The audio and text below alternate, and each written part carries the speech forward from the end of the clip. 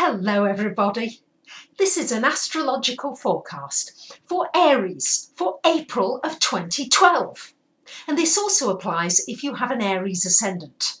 So first thing to say, my dear Aries, is happy birthday. I hope you have a really wonderful day and that it's going to be a great year ahead for you. So this month, lots happening. We've got Mercury still retrograde until the 4th of the month. So make sure for the first few days you're completing things. Good time for finishing up some research, for completing something you've been working on for a while, but not the best time for starting new projects, for going for a job interview, for signing a contract, for putting things in writing. Wait until after the 4th of the month. As well, we've been contending with your ruling planet having been retrograde since January until the middle of this month. On the 14th, Mars finally, your ruling planet, goes direct. And for you Aries, that's probably going to feel like a huge relief. You're going to go, yes, my energy finally going forward. And especially for you, it's been in your work area. I think there's been a lot of stops and starts for you, Aries, and you may well find that once this Mars goes direct, especially if in the first 2 weeks of the month you've really listened to your energy. You've really listened to what your body's saying to you, and if you haven't got much energy, you've allowed yourself to take a break. You've allowed yourself time out. It's also been a time where you should have been looking at your emotions, particularly your reactions when you feel fearful or when you feel angry.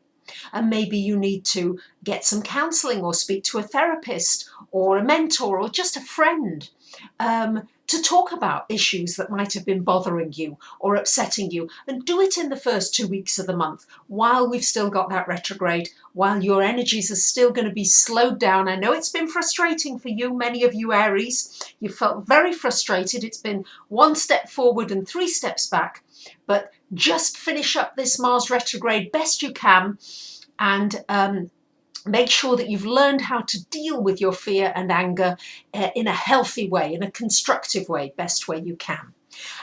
So for the second week of the month, we've got Sun opposite Saturn. And it's in your house of relationships, Sun in the 1st, Saturn in the 7th. So this is going to be a time when it's good for concentration, good for any projects requiring concentration, but maybe some blockages in your relationships. You may feel as though somebody's in your way somehow. They're getting in your way. Would they just please move out of the way? Try to be patient. I know not easy for the Aries, but try to be patient. That second week is just when you may find yourself having to make compromises with that Sun opposite Saturn. In the last week of the month is when things really start to get moving again for you Aries. We've got the Sun trying to Mars, and it's trying to Mars in your 6th and 2nd houses. So this should be a boost for you financially, potentially a new opportunity coming in for you, or some kind of a work opportunity, or even a promotion, but some kind of a boost there, things going easier for you in that area. And as well, in that last week of the month, we've got the Sun in the 2nd trine to Pluto in your 10th house. And so this is going to be very good for anything requiring deep concentration in your work. It's also could be very good for anything requiring investigation or study.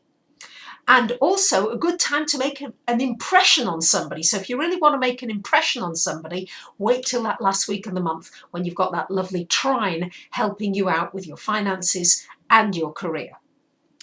So we've still got a lot going on in the world. As we're all aware, there's huge changes happening with this. All month we've got Saturn square to Pluto. For you it's falling in your Uranus square to Pluto. I'm getting mixed up here with Mercury still being retrograde. No excuses though.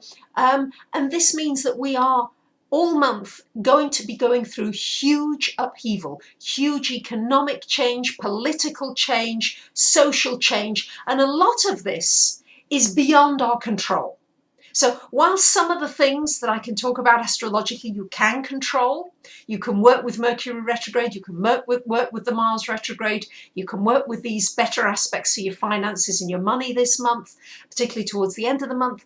Also, we've got to look at what's going on in the world, and with this waning square of Pluto to Uranus, there's going to be much happening that is out of our control.